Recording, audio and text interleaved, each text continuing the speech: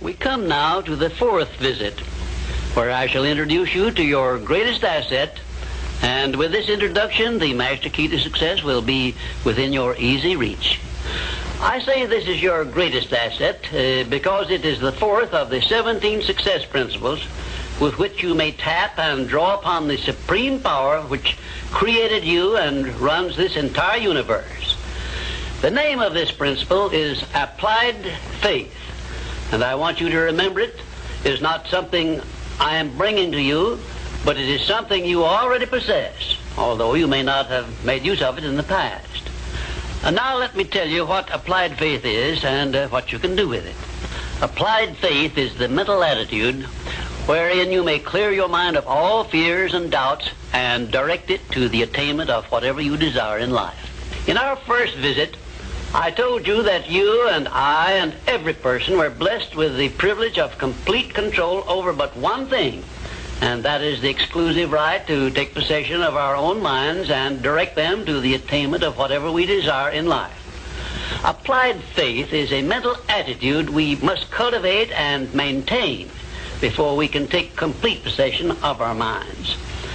It is the means by which we may break the seal of that envelope I mentioned in our first visit and take full possession of the 6 forms of riches we get in return for taking possession of our minds and using them.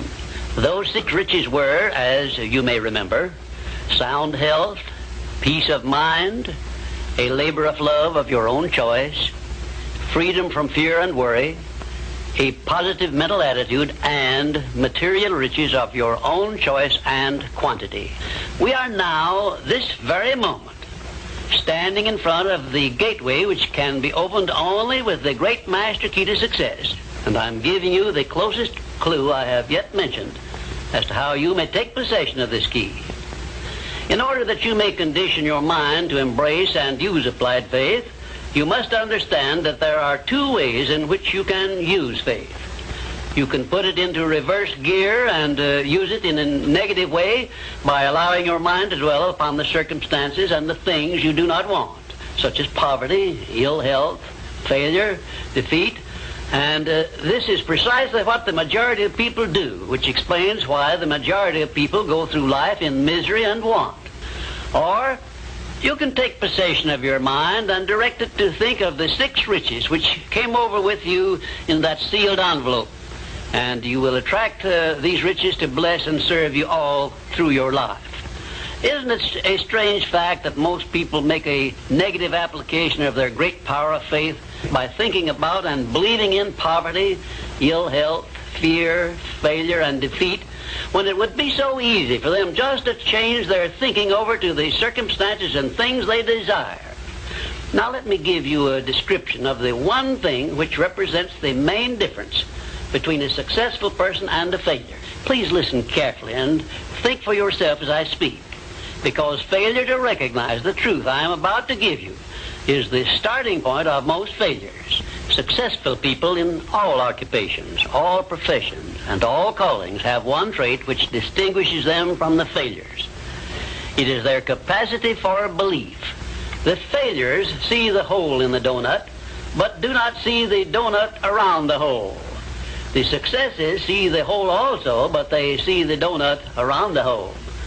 Thomas A. Edison believed that he could perfect an incandescent electric lamp, and despite the fact that he failed over 10,000 times before he was crowned with success, he made his belief uncover the secret for which he was searching.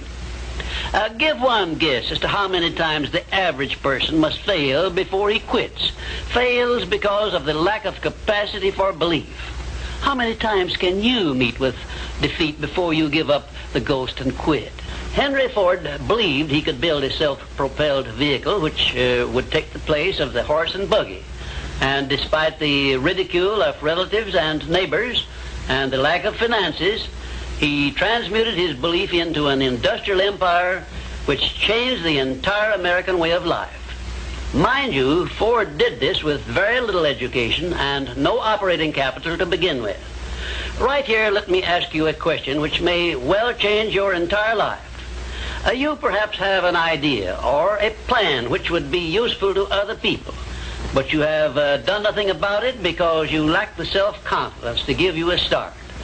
In other words, you are now where Henry Ford was before he built the first model of his world-famous automobile.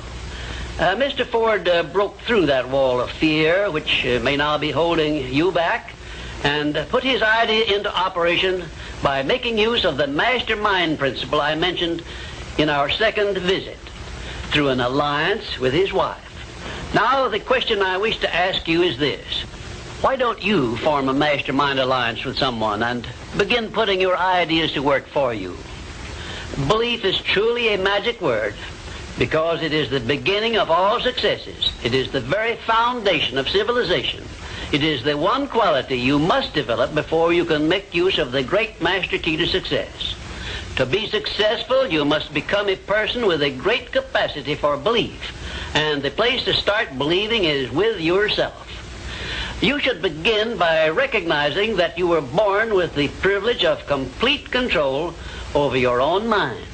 You should also recognize that by the application of the master key to success, which I am passing on to you through these visits, you can take full possession of your mind and make it yield you whatever you demand in life. Observe, I use the word demand, not beg. The Creator never intended for you to beg for anything. If He had, He would not have blessed you with full control over your own mind. If your life is not what you want it to be, you can change it. As a matter of fact, you can do anything within reason that you desire to do if you embrace the principle of applied faith and keep it directed to the attainment of the things you want and off the things you do not want. I should know what I'm talking about because I was handicapped at birth by the four horsemen which keep most people in bondage all the days of their lives: poverty, fear, illiteracy, and superstition. I have discovered the master key which gives one deliverance from all the evils one does not want and opens wide the gateway to the riches which the Creator intended every person to enjoy on this earth. Applied faith is the only means by which the master key can be appropriated and used. Therefore, I give you these instructions through which you may create a mental attitude which is favorable for the expression of faith. 1, know what you want and believe that you can and will get it. 2, give expressions of gratitude many times daily for having received that which you want, even before you actually get physical possession of it. Possession starts first in the mind. Please remember this. 3rd, keep your mind open for hunches from within. And when you are inspired to action, do not wait, but move on your own personal initiative at once. Remember, there can be no application of applied faith without action. 4th, when overtaken by defeat, as you may be many times, remember that man's faith is tested many times before he is crowned with final victory. And accept your defeat as nothing more than a challenge to keep on trying. And 5, a burning desire for the things or circumstances you want is the starting point of all applied faith. Be definite, believe, and act. And keep on acting if at first you meet with defeat. 6, when doubt creeps into your mind, remember that whatsoever a man believeth, that shall he also reap. Remember, faith is not something you get. Faith is something you already have. But you may be using it in reverse gear by believing in the circumstances and things you do not want, the things you fear. Remember also that faith is guidance only. It is not a power which will bring you what you want, but a power that can guide you to go after what you want and get it. Remember, too, that your faith is limited only by your own capacity to believe.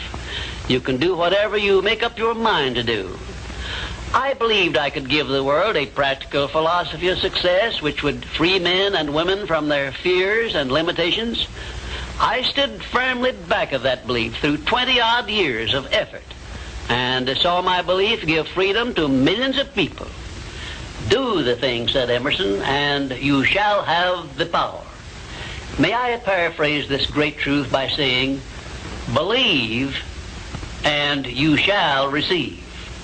And now, until our next visit, will you please remember that your life is exactly what you make it by your own mental attitude.